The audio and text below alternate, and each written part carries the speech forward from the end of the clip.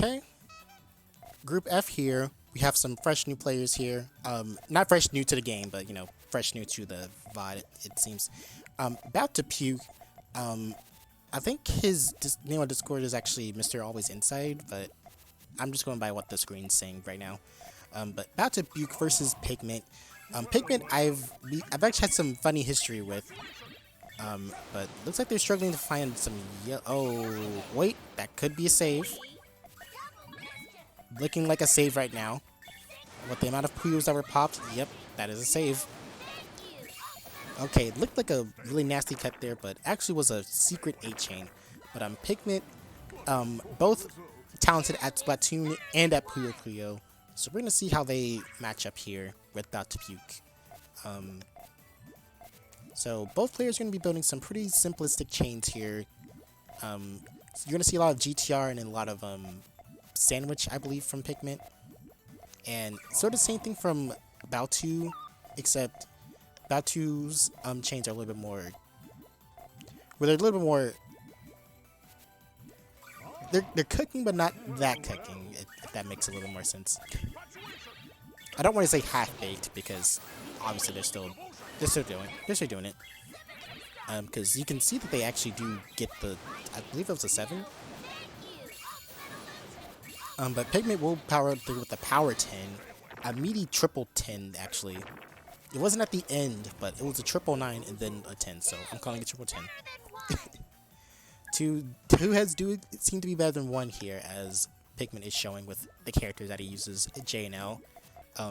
Pretty much the monsters of Puyo Tetris 1, and you know, they're a little bit intimidating in this game, but not as intimidating as they were in that game, because everyone who used J and L was just either a troll or just really fucking insane.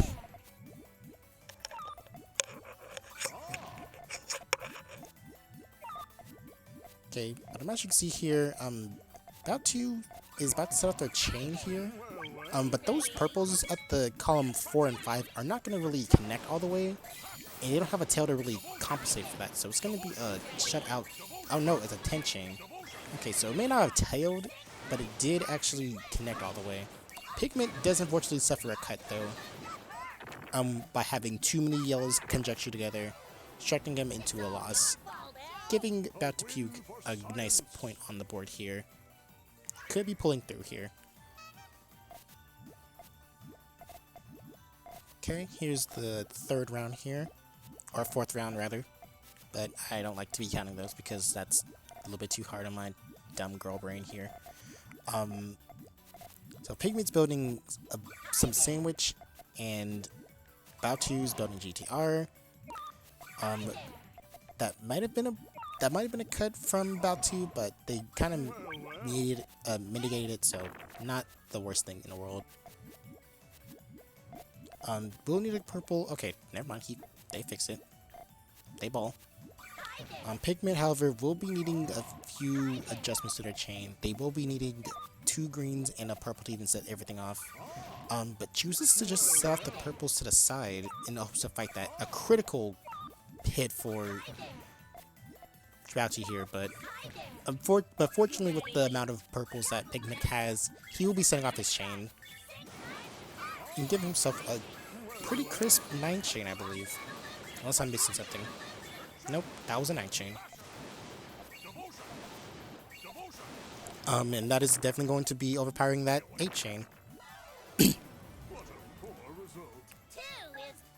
Ours looks to be having a 5 at the backup too, so at least hot stuff.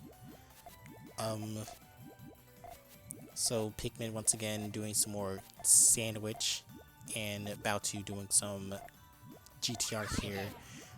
Making a little bit of a risky decision to throw away his Puyos in column 6, but here's Pygment with an all-clear 6 here. Probably could have gotten that if BOUT2 didn't just throw pieces over to the side in hopes to get like a mediocre 6 chain though.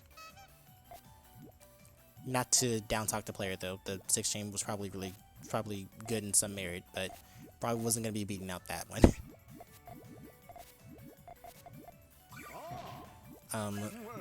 Pretty questionable decision to be throwing out a 5 chain, but Pygment didn't really get the blues they needed, so that will be a win situation for BOUT2PUKE here, making it a 2-4. Very nice.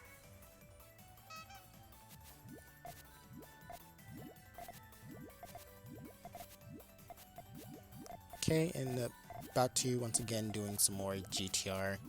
Those yellows are gonna cut, so if he or he can just set them off like that.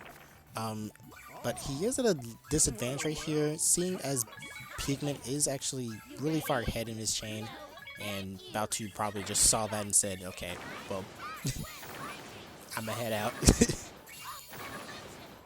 Probably made a mistake somewhere, and didn't catch on to it till just then, and decided to just throw in the towel, but these things happen sometimes. If BOUT2 can keep their blues flat, then it could be a... Okay, there you go. Probably could have saved some space by putting the yellow in column 4, but still a good chain nonetheless, if he can, especially if he can just like fill the little space there. Or he can opt to set off a 2 chain and give Pygment a reason to set off his chain, therefore putting BOUT2 in a bigger disadvantage because there's no way... And that cuts too, so there's no way that's happening. Yeah, I think I'm sensing a little bit of panic from BOUT2's decisions here, because there's a lot of decisions that like he could be making a little bit better than what he's making in these matches. Like if you're like at the bottom, it's super important, at least to me, probably not to other players, but to me it's very important that the chain stays as flat as possible. Otherwise, you're going to go back fixing it, and you're going to be slower at it.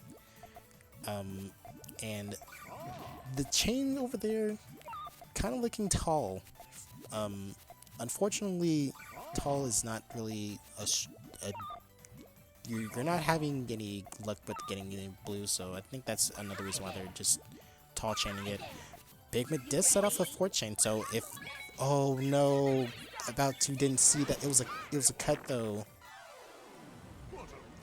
That's gonna be a good win for me. But if BOUT2PUKE didn't just took his time to look at the chain and didn't just overextend, he probably would have gotten that point. But unfortunately, that's gonna be a win for Pygment. Not that no, that unfortunately for him, that's gonna be a win for Pygment there. I fixed my sentence in the end.